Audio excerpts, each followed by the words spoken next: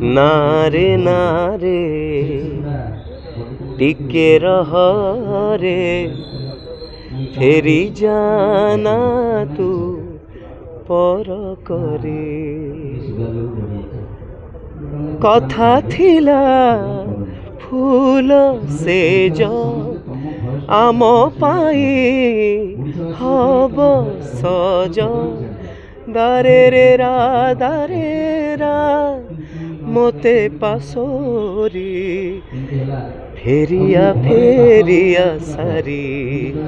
फेरिया फेरिया सारी मु कहूँ मो रूम ठिया मु गाँची मो रूम छिड़ा होची शिहरण सृष्टि होची मध्य कहीं ह्यूमान जो गायकी रे एते भगवान आमे प्राय टाइम ईरा महांती अपांकर मोर कथा हो जे ता इमोशनटा भगवान माने गिफ्टेड गॉड गिफ्टेड मु गाइले हुए तो कोठ गोटे क्लासिकल गाइबा पई ट्राई करे कि इमोशन दबा पई ट्राई करे किंतु ह्यूमान रो भगवान दे मु जने सान भाई के हरई मते भल पाउथवा ह्यूमान रो कहा संगे कौन संपर्क मु जाने शेष देखा एमआरआर स्टूडियो रे अनेक जेते तार गोटे बहुत भल गुण तार सब बड़ भाई को सम्मान दबा सान मान को स्नेह करवा नकल करवा जो माहौल को जीव से हसैब आ समस्त को एमती करदेव समस्त को निजर करदेव से जो शक्तिटा भगवान ताको देइथिले समस्त को निजर करि पारतुला बोली हे तो तांको कंठरे सेमती भगवान जादू देइथिले जे समस्त को तांको वॉइस रो जादू रे समस्त को अपनार करि पारतुले ह्यूमन सागर गोटे ना नुहे गोटे इमोशन आमर आम ओडिसा रो बहुत सिंगर थांती जन्म नियंती सुपरहिट गीत गाती तापरे स्तर कमे कि बेसी हुए मैं जानी किंतु ह्यूमन तांको स्तर को ऊपर को उठे उठे उठे उठे चलीगले कॉमेडी करते गीत गाँधी से पछरे बहुत दुख लुचिक रहीगला कि जोटा आपण माने भी जानि पारे मु बहुत बहुत कथा मते शेयर करे तारो बहुत कम दोस्ती आम संगे थाए माने माने कौन कि दोस्ती माने कौन जेहेतु सान सी आम मते आ अभिजीत मिश्र को आम दी जन को सी टिके हृदय डरे किंतु शेयर भी करे कथा प्रत्येक कथा मझे आम लास्ट टाइम कथा होइतिलु मु जानिया पाऊली जे तांको झील को से बहुत मिस करते बहुत थर कहते दादा इच्छा होनी बचापी इच्छा होनी जे मो झील को टिके देखी पारुनी मुझे पारुनी झील को देखिया ये कथा मु परिप्रकाश करेनी उचित नुहे जे ए समय परिप्रकाश करवा किंतु मुझे जानी झील को से बहुत भल पाला लास्ट वीक मु कहूँ लास्ट वीक कथा जो मेडिकल जीवार 3 दिन पूर्व आम एमआरआर स्टूडियो बसलु शक्ति भाई मु कृष्णचंद्र भाई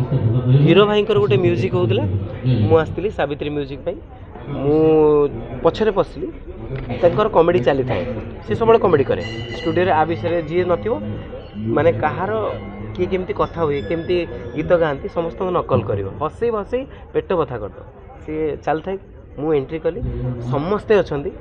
सी आसला पाद धरिकी जुआर है आउ सब से सेया करे मुझे सब मना करे ह्यूमान तू एत बड़ स्टार आम ओडिशार मत के जुआर होला किंतु ता भितर से शालीनता से सम्मान दबार कैपेसिटी मु हुए तो बड़ भाई हो पारे किंतु से जिनसा ताठू शिखीगली जे सम्मान देले सम्मान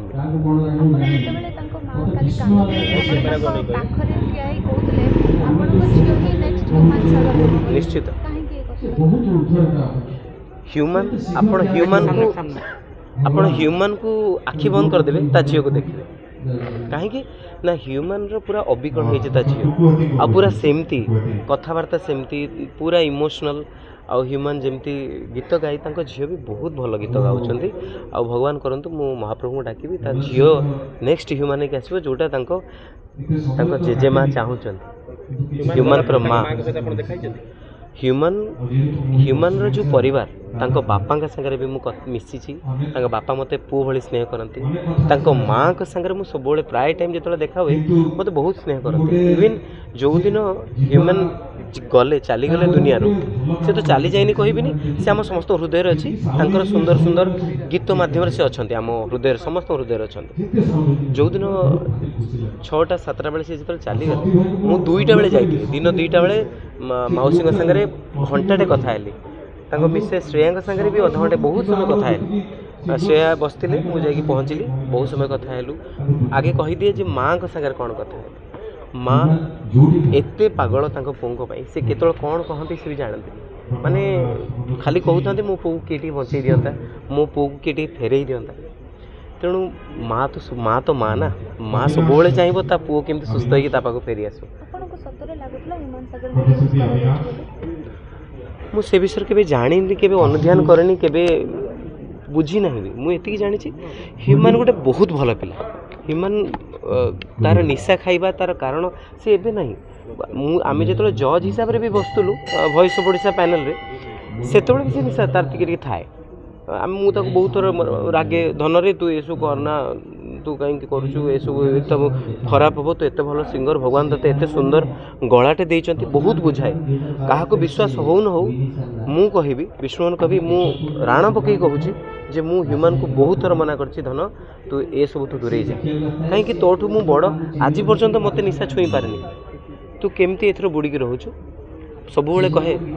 ଏଇ କାରଣ ଦେଖେଇବ, କହିବ ମୁଁ ଟିକେ କଷ୍ଟରେ ଅଛି, ମୁଁ ଟିକେ ଏଇ ଦୁଃଖରେ ଅଛି, ଏଇ କାରଣ ଦର୍ଶେଇକି ସେ,